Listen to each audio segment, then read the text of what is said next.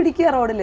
അപ്പോഴാണ് ഞാൻ ജീവിതത്തിൽ മനസ്സിലാക്കുന്നത് ഈ ട്രാൻസ്ജെൻഡർ സമൂഹം അവർ എത്രത്തോളം ഈ സമൂഹത്തിൽ നിന്ന് അക്രമം നേരിടുന്നെന്ന്. സംരക്ഷണം വളരെ കുറവാണ്. കാരണം എല്ലാവരും സെൽഫ് ഇതിനു വേണ്ടി മാത്രം, ഇപ്പം ഒരു സിനിമ ചെയ്തു കഴിഞ്ഞാൽ ഡയറക്ടർ ആയിക്കോട്ടെ, പ്രൊഡ്യൂസർ ആയിക്കോട്ടെ, ടെക്നീഷ്യൻസ് ആയിക്കോട്ടെ, അവരവരുടെ താല്പര്യങ്ങൾക്ക് അവരവരുടെ കാര്യങ്ങൾക്ക് വേണ്ടിയിട്ടുള്ള ഒരു ഇത് പറഞ്ഞാൽ കാസ്റ്റിംഗ് കൗച്ച് എന്നുള്ള പേരിലൊക്കെ ഇഷ്ടംപോലെ സ്ത്രീകൾ ചൂസ് ചെയ്യും.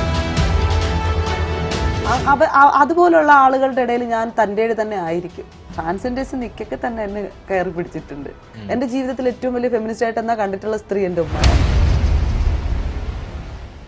ഒരു സാമൂഹ്യ പ്രവർത്തക അല്ലെങ്കിൽ ഒരു ആക്ടിവിസ്റ്റ് എന്ന നിലയിൽ ബിഗ് ബോസിന് ശേഷം ദിയ സനിയുടെ ജീവിതത്തിൽ എന്തൊക്കെ മാറ്റങ്ങൾ സംഭവിച്ചു? അല്ല, എനിക്ക് പ്രൊഫഷൻ കരിയറൊക്കെ എന്ന് പറഞ്ഞിട്ട് സ്പേസുകൾ കൂടുതലാക്കി കിട്ടിത്തുടങ്ങി. അതിലപ്പുറം ഒരു മാറ്റവും ഇല്ല. നമ്മളുടെ ഒരു സോഷ്യൽ സ്പേസിൽ നമ്മളുടെ ഇൻവോൾവ്മെന്റ് കൂട്ടാനോ അല്ലെങ്കിൽ നമുക്ക് കുറച്ചുകൂടി ഫ്രീ ആയിട്ട് സമൂഹത്തിലേക്ക് ഇറങ്ങിച്ചെല്ലാൻ ബിഗ് ബോസ് നമ്മളെ സഹായിച്ചിട്ടുണ്ട്. തീർച്ചയായിട്ടും, പിന്നെ ഉറപ്പായിട്ടും. കാരണം ജനങ്ങളുടെ, സാധാരണ മനുഷ്യരുടെ വീടിനുള്ളിലേക്കായിരുന്നല്ലോ നമ്മൾ ചെന്നിരുന്നത്. അതുകൊണ്ട് തന്നെ ആളുകളുടെ ഇടയിലുള്ള സ്വീകാര്യതയും പുറത്തിറങ്ങുമ്പോഴുള്ള സപ്പോർട്ടിങ് ആയാലും ഒക്കെ നല്ല രീതിയിലുള്ള മാറ്റം തന്നെയായിരുന്നു ജീവിതത്തിൽ. അത് ഓരോ ലൈഫിലും ഓരോ മനുഷ്യർക്കും വളർന്ന് പോകുന്തോറും അവരുടെ റെപ്യൂട്ടേഷൻ അനുസരിച്ചുള്ള വളർച്ചകൾ അവർക്കുണ്ടാവും. അതുപോലുള്ള വളർച്ചകൾ ഉണ്ട് ജീവിതത്തിൽ. എങ്കിൽ പോലും ബിഗ് ബോസ് എന്ന് പറഞ്ഞ ഷോ ദിയ സനിയെ വേറൊരു ചട്ടക്കൂടിലേക്ക് മാറ്റി നിർത്തി എന്ന് ഞാൻ പറഞ്ഞാൽ അതിനോട് യോജിക്കുന്നുണ്ടോ? യോജിക്കില്ല. കാരണം എന്നെ ഒരിക്കലും ബിഗ് ബോസ് ഒരു പ്ലാറ്റ്ഫോമാണ്. എനിക്ക് ഈ പറഞ്ഞ പോലെ ഒരു ആർട്ടിസ്റ്റ് എന്നുള്ളതിലപ്പുറം ഞാൻ സാമൂഹ്യ പ്രവർത്തകയാണെന്ന് എൻ്റെ പ്രൊഫൈൽ എടുത്തു കൊടുത്ത് അങ്ങനെ നിന്നൊരു പ്ലാറ്റ്ഫോം തന്നെയാണ്. അതുകൊണ്ടിട്ട് എനിക്ക് എൻ്റെ സാമൂഹ്യ പ്രവർത്തന രംഗത്ത് കുറച്ചുകൂടെ സ്വീകാര്യതയിലപ്പുറം എനിക്ക് അങ്ങനെ ഒന്നും നിങ്ങൾ പറയുന്നത് പോലെ ഒരിതില്ല. അത് ആളുകൾക്ക് തെറ്റിദ്ധാരണകളൊക്കെ ഉണ്ട് കേട്ടോ. അതായത് നമ്മളെ സ്പേസ് മാറിയോ, നമ്മൾ വേറെ രീതിയിൽ പോയോ എന്നൊക്കെ. എനിക്ക് സിനിമകളൊക്കെ കിട്ടി, എന്നെ വർക്കിന് ആളുകൾ വിളിക്കുന്നുണ്ട്. അതൊക്കെ കുറച്ചുകൂടെ അധികം ഹൈ സ്വീകാര്യത തന്നെയാണ്. എന്ന് വെച്ചിട്ട് ഞാനെന്ന് പറയുന്ന വ്യക്തിത്വമോ അല്ലെന്ന് പറയുന്ന എൻ്റെ സാമൂഹ്യ പ്രവർത്തനം എന്ന് പറയുന്ന ഒരു സംഭവങ്ങളോ ഒന്നും മാറുകയോ നിർത്തിയിട്ടോ ഒന്നും തന്നെ ഇല്ല. ഒരു സാമൂഹ്യ പ്രവർത്തക ആയതിനു ശേഷമാണ് താങ്കൾ ബിഗ് ബോസിലോട്ട് വരുന്നത്. അതേസമയം രഞ്ജിനി ഹരിദാസ് എന്ന് പറയുന്ന ബിഗ് ബോസിലെ കണ്ടസ്റ്റന്റ് ആക്ച്വലി ഒരു ആങ്കർ ആയിരുന്നു, ഒരു TV സെലിബ്രിറ്റി ആയിരുന്നു. അതിനുശേഷം ബിഗ് ബോസിലോട്ട് വന്നതാണ്. അതേപോലെ തന്നെയാണ് അവർ അതിനുശേഷം ഒരുപാട് സോഷ്യൽ ആക്ടിവിറ്റീസ് സ്റ്റാർട്ട് ചെയ്തിരുന്നു. രഞ്ജിനി ഹരിദാസിന്റെ സാമൂഹ്യ പ്രവർത്തനത്തെ എങ്ങനെ നോക്കിക്കാണുന്നു? ഇൻഡിവിജ്വലാണ് എല്ലാവരും. ഇപ്പം ചേച്ചി ചെയ്യുന്ന കാര്യങ്ങൾ ചേച്ചിക്ക് റെസ്പെക്റ്റ് കൊടുത്ത് തന്നെയാണ് കാണുന്നത്. അവിടെ ചേച്ചിയുടെ ഭാഗത്തും എനിക്ക് അഭിപ്രായ വ്യത്യാസങ്ങളൊക്കെ ഉണ്ട്. അത് നമ്മൾ സംസാരിക്കാറുണ്ട്. പക്ഷെ പ്രവർത്തനങ്ങൾ എന്ന് പറഞ്ഞാൽ ഓരോരുത്തർക്കും ഓരോ രീതിയാണല്ലോ. അതുകൊണ്ട് തന്നെ ഏത് പ്രവർത്തനം ആയിക്കഴിഞ്ഞാലും അതൊരു എന്താ പറയണ, അതൊരു മൂവ്മെന്റ് ഭാഗമായതുകൊണ്ട് തന്നെ അതിനെ സ്വീകരിക്കുന്നു എന്നുള്ളതാണ്. അതായത് വേവ് ലെങ്ത് ഒക്കെ ഒരേ സ്പേസിൽ തന്നെ നമ്മൾ കാണാനാണ് ആഗ്രഹിക്കുന്നത്. അഭിപ്രായങ്ങൾ പറയാറുണ്ട്. ഓക്കെ. അതേപോലെ തന്നെ രഞ്ജിനി ഹരിദാസിന്റെ ഒരു വിഷയം എടുക്കുകയാണെങ്കിൽ തെരുവ് ഡോഗ്സിന് വേണ്ടിയിട്ട്, തെരുവ് പട്ടികൾക്ക് വേണ്ടിയിട്ട് ഒരുപാട് ഫൈറ്റ് ചെയ്തിട്ടുള്ള ഒരാളാണ്. അത്തരം കാര്യങ്ങളോട് നമ്മളുടെ ഒരു യോജിപ്പാണോ, എങ്ങനെയാണ്? ഞാൻ നല്ല രീതിയിൽ യോജിക്കുന്നുണ്ട്. കാരണം എനിക്ക് ഇപ്പം എൻ്റെ അടുത്ത് ഇത് ചോദിക്കുമ്പോഴത്തേക്കും എനിക്കതിന് കൃത്യമായിട്ട് പറയാൻ പറ്റും. കാരണം ചേച്ചി എത്രത്തോളം ഈ പെറ്റ്സിനെയൊക്കെ ഇഷ്ടപ്പെടുന്നു എന്നുള്ളൊരു കാഴ്ച ഞാൻ ലൈവിലി കണ്ടിട്ടുണ്ട്, ചേച്ചിയുടെ അടുത്ത് പോയിട്ടുണ്ട്. അപ്പോൾ എനിക്ക് ചേച്ചി എന്ന് പറയുന്നത് ഒരു മോട്ടിവേഷൻ, ഒരു ലേഡി ആയിട്ടും അല്ലെങ്കിൽ ഫൈറ്റ് ചെയ്ത് ലൈഫിൽ ഭയങ്കര സ്ട്രോങ് ആയിട്ട് നിൽക്കുന്ന ഒരു സ്ത്രീ ആയിട്ട് എനിക്ക് ജീവിതത്തിൽ അനുഭവപ്പെട്ടിട്ടുള്ള ഒരാളാണ്. അതുകൊണ്ട് എൻ്റെ വ്യക്തിത്വങ്ങളിൽ എനിക്ക് ചില വ്യക്തിത്വങ്ങൾ എന്നെ ഒരുപാട് മോട്ടിവേറ്റ് ചെയ്തിട്ടുണ്ട്. സെൽഫായിട്ട് ജീവിതത്തിൽ ഏൺ ചെയ്ത് സ്റ്റാൻഡ് ചെയ്ത് നിൽക്കുക എന്ന് പറയുന്ന ഒരു സ്ത്രീയെ എൻ്റെ ലൈഫിൽ കാണിച്ചു തന്നിട്ടുള്ള ഒരു പ്രതിഭാസമാണ് രഞ്ജിനി ചേച്ചി. എനിക്ക് നടക്കാൻ പറ്റിയിട്ടില്ല, പക്ഷെ ഞാൻ ആ വഴിയിൽ ഫോളോ അപ്പ് ചെയ്യുന്നുണ്ട് ശരിക്കും. പക്ഷെ സാധിച്ചിട്ടില്ല, വരും എന്ന് വിശ്വസിക്കുന്നു. ബിഗ് ബോസ് മലയാളത്തിലെ സീസൺ 1 വിജയിയായിരുന്നു സാബു. ആക്ച്വലി പിന്നീട് വിജയത്തിന് ശേഷം അദ്ദേഹത്തെ പറ്റി ഒരുപാട് ഓൺലൈൻ മാധ്യമങ്ങളാണെങ്കിലും അല്ലാതെയൊക്കെ ഒരുപാട് കമൻസ് ഇറക്കിയിരുന്നു. അതിൽ പലപ്പോഴും പലതും ദിയ സന എന്നുള്ള വ്യക്തിയോട് ചേർത്ത് വെച്ചിട്ടുണ്ട്. ആക്ച്വലി സാബു എന്ന് പറയുന്ന പ്ലെയറെ കുറിച്ചിട്ട്, ബിഗ് ബോസ് പ്ലെയറെ കുറിച്ചിട്ടും സാബു എന്ന് പറയുന്ന ആ ഒരു റിയൽ വ്യക്തിയെ കുറിച്ചിട്ടും എങ്ങനെയാണ് കമ്പയർ ചെയ്യുന്നത്? സാബു ചേട്ടൻ ഒരു നല്ലൊരു പ്ലെയറാണ്. സാബു ചേട്ടൻ ബിഗ് ബോസിൽ അതെല്ലാവരും കണ്ടതായിരുന്നു. നല്ലൊരു ഗെയിമറാണ് ആള്. പക്ഷേ വ്യക്തി എന്ന് പറയുമ്പോഴത്തേക്ക് എനിക്ക് ബിഗ് ബോസ് ഹൗസിനുള്ളിലായാലും പുറത്തായാലും ഒരുപോലെ എനിക്ക് തോന്നിയിട്ടുള്ളൂ, എനിക്ക് സാബു ചേട്ടനെ മനസ്സിലാക്കാൻ പറ്റിയിട്ടുള്ളൂ. വ്യക്തിപരമായിട്ട് എനിക്ക് സാബു ചേട്ടൻ്റെ അടുത്ത് ഒരു വിഷയങ്ങളുമില്ല. പൊളിറ്റിക്കലി പ്രശ്നങ്ങളുണ്ട്, നല്ല രീതിയിലുണ്ട്. പക്ഷേ ആസ് എ ബ്രദർ എന്നുള്ള ഒരു ലെവലിൽ കാണുന്ന ഒരു മനുഷ്യനാണ് സാബു ചേട്ടൻ ഇന്നും. അതുകൊണ്ട് തന്നെ സാബു എന്ന് പറയുന്ന ഒരു വ്യക്തിയെ എനിക്ക് എന്താ പറയുക, പൊളിറ്റിക്കലി വിയോജിപ്പുള്ള എല്ലാ ആളുകളുണ്ട്. ഇപ്പം ഭാഗ്യച്ചിയുടെ വിഷയം പറഞ്ഞപ്പോൾ പോലും ഞാൻ പറഞ്ഞിരുന്നു അത് നിലവിലുണ്ട്. ഇപ്പം ഈ വിഷയങ്ങൾ നടക്കുന്ന സമയത്തും സാബു ചേട്ടൻ്റെ പോസ്റ്റുകൾ ഈ ഒരു സമയത്ത് തന്നെ വന്ന ഇൻസിഡൻസ് ഒക്കെ നടന്നിട്ടുണ്ട്. ഒരുപാട് ആളുകൾ എൻ്റെ അടുത്ത് ചോദ്യം ചെയ്തിട്ടുണ്ട്. ആക്ച്വലി സാബു ചേട്ടൻ വർഷങ്ങളായിട്ട് അതിനെ നോക്കിക്കാണെന്ന് പറഞ്ഞാൽ വർഷങ്ങളായിട്ട് സാബു ചേട്ടൻ എൻ്റെ അടുത്ത് പൊളിറ്റിക്കലി സംസാരിക്കുന്ന കാര്യങ്ങൾ തന്നെയാണ് അതൊക്കെ.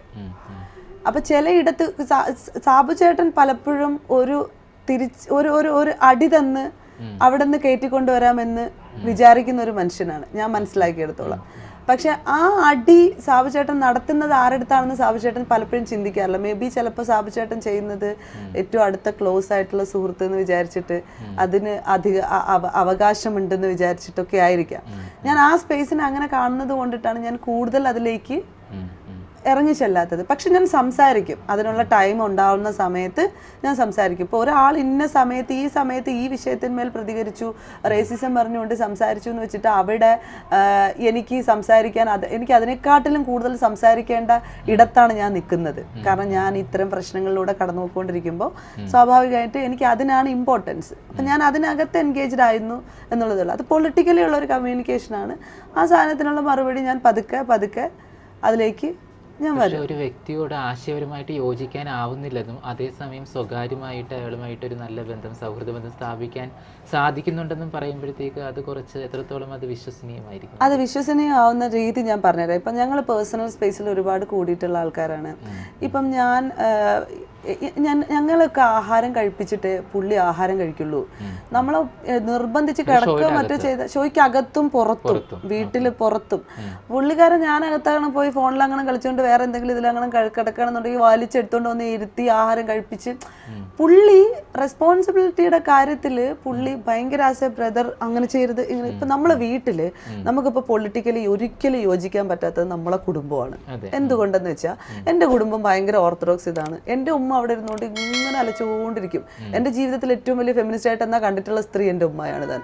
അപ്പം ഇത്രയും കിടന്ന് നമ്മളിങ്ങനെ ക്രിട്ടിസൈസ് ചെയ്തുകൊണ്ടിരിക്കുമ്പോഴും ഞങ്ങൾ എന്ത് ചെയ്യും? വീട്ടുകാരെ നമുക്ക് ഒഴിവാക്കി കളയാൻ പറ്റുമോ? അതേപോലെ തന്നെയാണ് ഞാൻ കാണുന്നത്. സോഷ്യൽ സ്പേസിൽ ഇപ്പോൾ സാബു ചേട്ടൻ പ്രതികരിച്ചാലും എന്നെ സംബന്ധിച്ചിടത്തോളം പേഴ്സണലി അയാൾ എന്നോട് ഇടപെടുന്ന രീതി, അല്ലെങ്കിൽ പേഴ്സണലി എനിക്ക് തരുന്ന നിയമ സപ്പോർട്ട്, അല്ലെങ്കിൽ പേഴ്സണലി എനിക്ക് തരുന്ന മോറൽ സപ്പോർട്ട്, എന്നെ അത് പബ്ലിക്കലി ഉള്ളൊരു സാധനമല്ല, ഞാൻ പേഴ്സണലി നമുക്ക് തരുന്നൊരു സാധനം അതിനെ കണ്ടില്ല എന്നടിക്കാനായിട്ട് പറ്റില്ല. എനിക്ക് വിഷമമുണ്ട് പുള്ളി റിയാക്ട് ചെയ്യുന്നത് പൊളിറ്റിക്കലി എനിക്ക് അക്സെപ്റ്റ് ചെയ്യാൻ പറ്റാത്തതിൽ പലതിലും. വിഷമമുണ്ട് എന്ന് പറയുന്നിടത്ത് പൊളിറ്റിക്കലി ഉള്ള വിഷമാണ്, വിയോജിപ്പാണ്.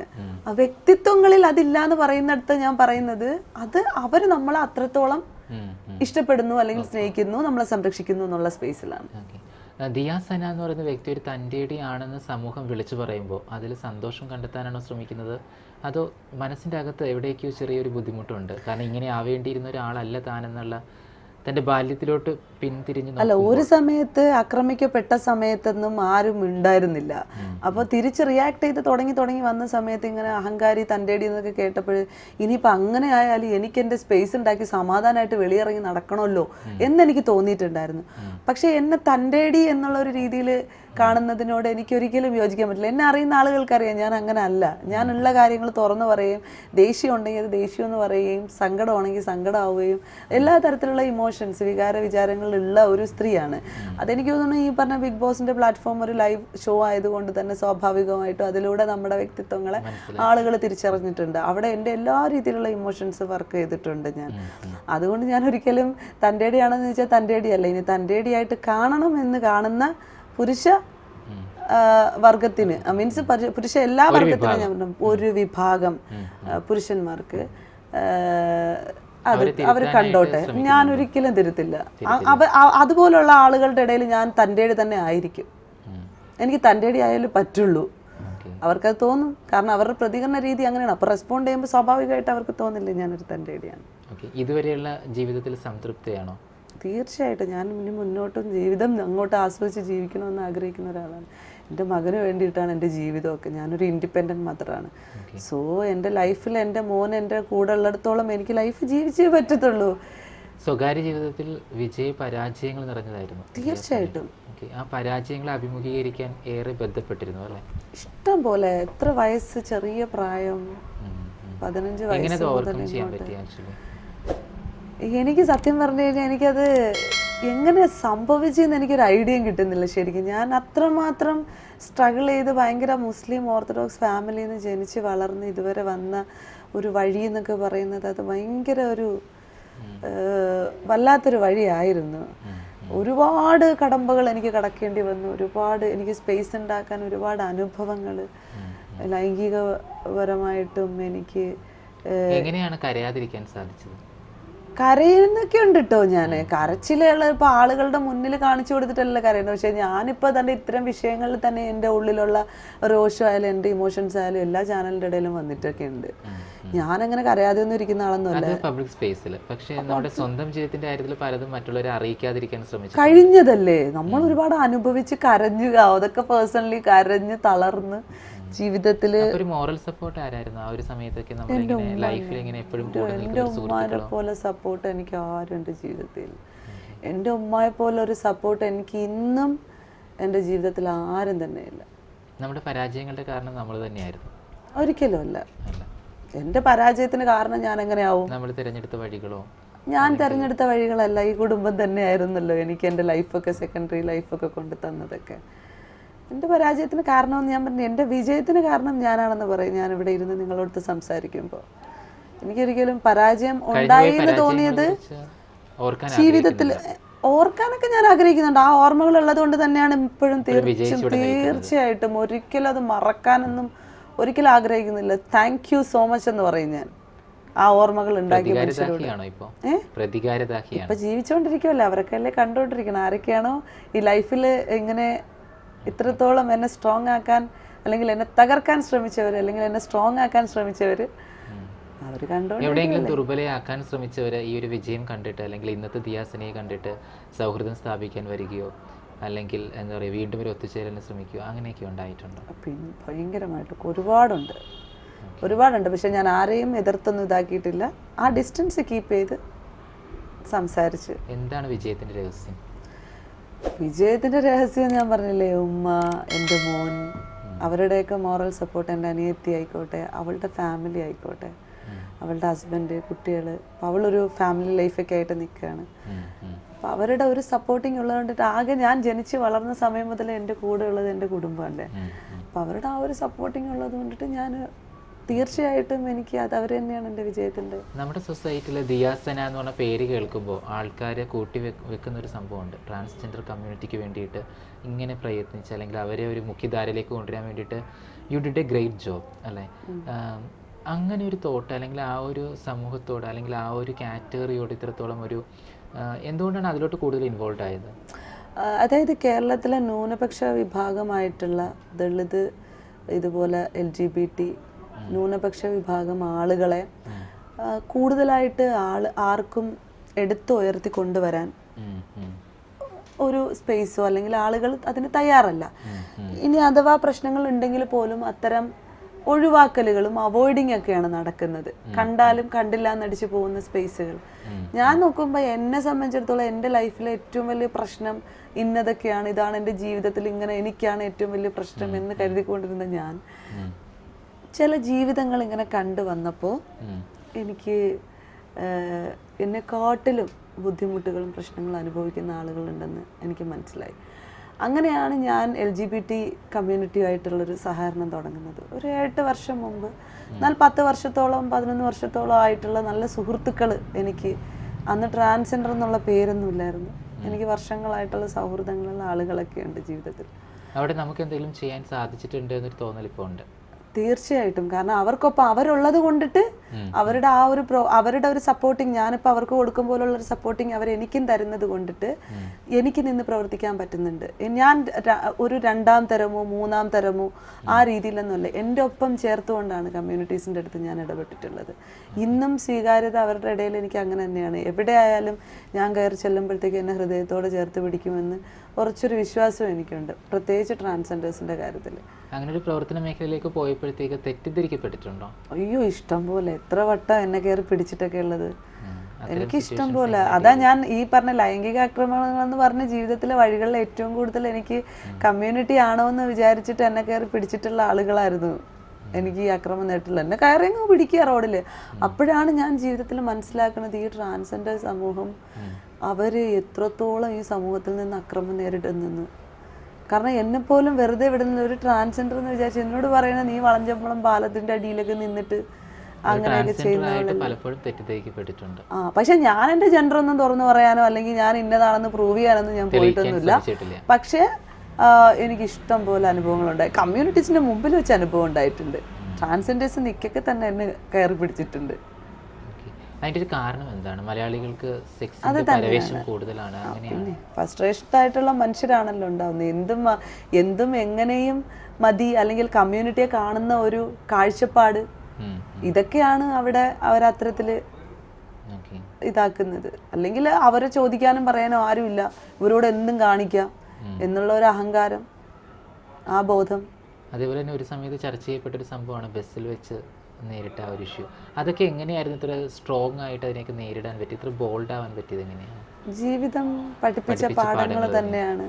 തീർച്ചയായിട്ടും ഞാൻ എവിടെ ഏത് സ്പേസിൽ പ്രതികരിച്ചിട്ടുണ്ടോ, എവിടെ നിന്നൊക്കെ എനിക്ക് സ്വീകാര്യത ഉണ്ടായിട്ടുണ്ടോ, ആ ഇടങ്ങൾ മുഴുവനും എൻ്റെ ജീവിതം എന്നെ പഠിപ്പിച്ചു കൊണ്ടുവന്ന് നിർത്തിയിരിക്കുന്നതാണ്, ഇപ്പോൾ ഈ വിഷയം ഉൾപ്പെടെ.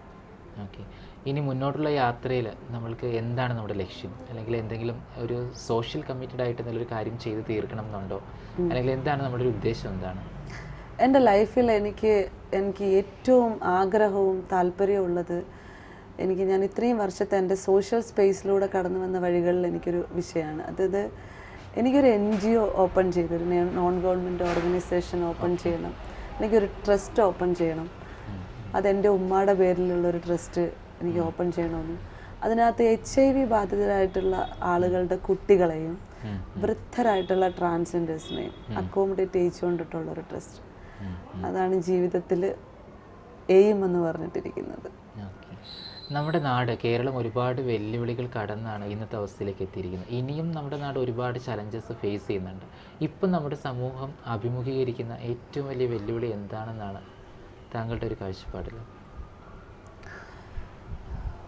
ഈ ഒരുപാട് വിഷയങ്ങളുണ്ട് ആക്ച്വലി അങ്ങനെ ചോദിച്ചു കഴിഞ്ഞാൽ. എനിക്ക് പറഞ്ഞ പോലെ സ്ത്രീകൾക്ക് നേരെയുള്ള അക്രമങ്ങളായിക്കോട്ടെ, ഈ വരുമാനം, ഇത് തൊഴിലില്ലായ്മ, അതൊക്കെ ഇപ്പോഴും നിലനിൽക്കുന്ന കാര്യങ്ങളാണ്. അപ്പോൾ ഇതൊക്കെ ഇപ്പോഴും പ്രതിനിധീകരിച്ചുകൊണ്ടിരിക്കുകയാണ്. കുറേയധികം മാറ്റങ്ങൾ ഉണ്ടെങ്കിൽ പോലും സാധാരണ മനുഷ്യരുടെ ഇടയിൽ അതൊക്കെ ഭയങ്കരമായിട്ട് ഇപ്പോഴും പ്രശ്നങ്ങളായിട്ട് നടക്കുന്ന ഒരു കാര്യങ്ങളാണ്. ഒരു കലാകാരി കൂടിയാണ് അല്ലേ? അങ്ങനെയൊക്കെ പറയാം. ഞാൻ ഡബ് ചെയ്തിരുന്നു മുമ്പ്, വർഷങ്ങൾക്ക് മുമ്പ്. എനിക്ക് അതിന്റെ പ്രചോദനം ഞാൻ പറഞ്ഞില്ലേ, ഭാഗ്യജ് തന്നെയായിരുന്നു ആക്ച്വലി ആ സമയത്ത്. ഇപ്പൊ എന്തുകൊണ്ട് അത് കണ്ടിന്യൂ ചെയ്യുന്നില്ല? ഇല്ല, ഇപ്പൊ എന്റെ ത്രോട്ട് ഇൻഫെക്ഷനും പ്രശ്നങ്ങളും നമ്മുടെ യാത്രകളും. ഒരു പ്രത്യേക ടൈപ്പ് ഓഫ് ക്യാരക്ടേഴ്സിന് ഈ ശബ്ദം ചേരുമെന്ന് തോന്നിയിട്ടില്ലേ? എന്റെ സൗണ്ട് ഭയങ്കരമായിട്ട് റിയലിസ്റ്റിക് ആയിട്ടുണ്ട്. ആളുകളുടെ ഇടയിൽ ഭയങ്കരമായിട്ട് തിരിച്ചറിയപ്പെട്ടൊരു സൗണ്ടാണ്. ഞാൻ എവിടെ നിന്ന് സംസാരിച്ചാലും ഇത് ദിയാസനയാണെന്ന് പറയുന്ന രീതി. എന്നെ പേഴ്സണലി കണ്ടറിയുന്നതിനെക്കാട്ടിൽ എനിക്ക് തോന്നുന്നത് എൻ്റെ വോയിസിലൂടെ ആളുകൾ ഐഡന്റിഫൈ ചെയ്യുന്നുണ്ട്. ഈ ഒരു എന്താ പറയുക, ടെലിവിഷൻ അല്ലെങ്കിൽ സിനിമാ മേഖലയുമായിട്ട് ഒരുപാട് ബന്ധമുള്ളത് കൊണ്ട് ചോദിക്കുകയാണ്. നമ്മുടെ സിനിമാ മേഖലയ്ക്ക് എത്രത്തോളം സംരക്ഷണം നൽകുന്നുണ്ട് പെൺകുട്ടികൾക്ക് അല്ലെങ്കിൽ സ്ത്രീകൾക്ക്? എത്രത്തോളം പ്രൊട്ടക്ഷൻ ഉറപ്പ് നൽകുന്നുണ്ട്? എനിക്ക് അതിനൊന്നും കൃത്യമായിട്ട് ഒരു കാര്യം പറയാൻ പറ്റത്തില്ല. സംരക്ഷണം വളരെ കുറവാണ്. കാരണം എല്ലാവരും സെൽഫ് ഇതിനു വേണ്ടി മാത്രം, ഇപ്പം ഒരു സിനിമ ചെയ്തു കഴിഞ്ഞാൽ ഡയറക്ടർ ആയിക്കോട്ടെ, പ്രൊഡ്യൂസർ ആയിക്കോട്ടെ, ടെക്നീഷ്യൻസ് ആയിക്കോട്ടെ, അവരവരുടെ താല്പര്യങ്ങൾക്ക് അവരവരുടെ കാര്യങ്ങൾക്ക് വേണ്ടിയിട്ടുള്ള എന്നാൽ ഒരു ഒത്തൊരുമ ഉണ്ടെങ്കിൽ മാത്രമേ ഒരു പടം സക്സസ് ചെയ്ത് കൊണ്ടുപോകാൻ പറ്റത്തുള്ളൂ. അപ്പം അതിൽ റെസ്പോൺസിബിൾ ആയിട്ട് നിൽക്കുന്ന ആളുകൾ അതിൽ തന്നെ കോൺസെൻട്രേറ്റ് ചെയ്യും, അവരുടെ വർക്ക് എങ്ങനെയെങ്കിലും സെറ്റ് ചെയ്തെടുക്കുക എന്നുള്ളത്. പക്ഷെ അതിനകത്ത് നടത്തുന്ന ചൂഷണങ്ങൾ അത് ഒരു വഴി കൂടെ നടന്നുകൊണ്ടിരിക്കും. പിന്നെ തീർച്ചയായിട്ടും സ്ത്രീകൾക്ക് നേരെ ഒരുപാട് ഈ പറഞ്ഞ കാസ്റ്റിംഗ് കൗച്ച് എന്നുള്ള പേരിലൊക്കെ ഇഷ്ടംപോലെ സ്ത്രീകൾ ചൂഷണം ചെയ്യുന്നുണ്ട് ഇപ്പോഴും. പിന്നെ ഇഷ്ടം പോലെ ഉണ്ട്, ഇപ്പോഴും നടക്കുന്നുണ്ട് അത്തരത്തിലുള്ള ചൂഷണങ്ങൾ.